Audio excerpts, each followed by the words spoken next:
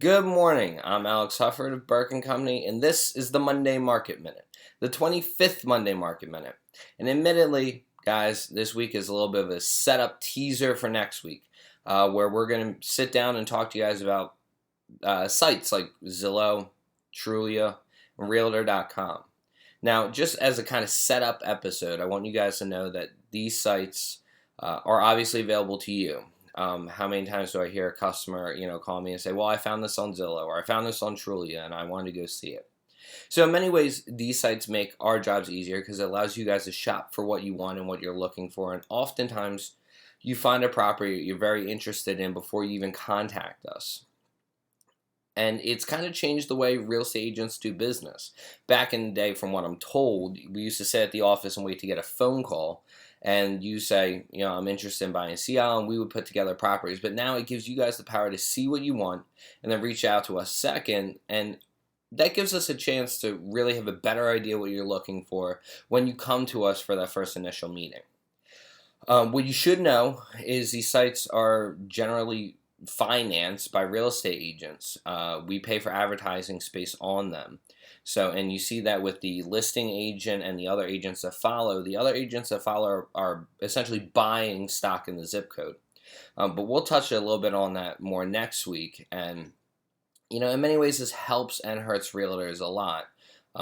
One of my favorite things that we hear pretty often is, Zillow told me that my house was worth X.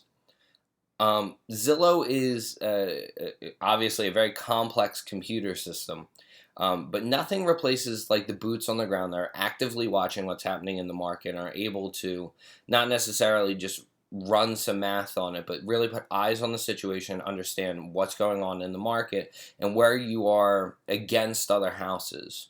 So we'll definitely talk about Zestimate quite a bit. I'm excited, to kind of hear that from John's perspective.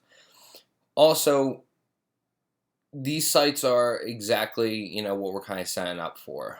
They pull from local MLSs and they take the information as input and sometimes extra information that aren't from the MLSs. So I often get calls as well that, I was interested in seeing this property. It's listed as foreclosure.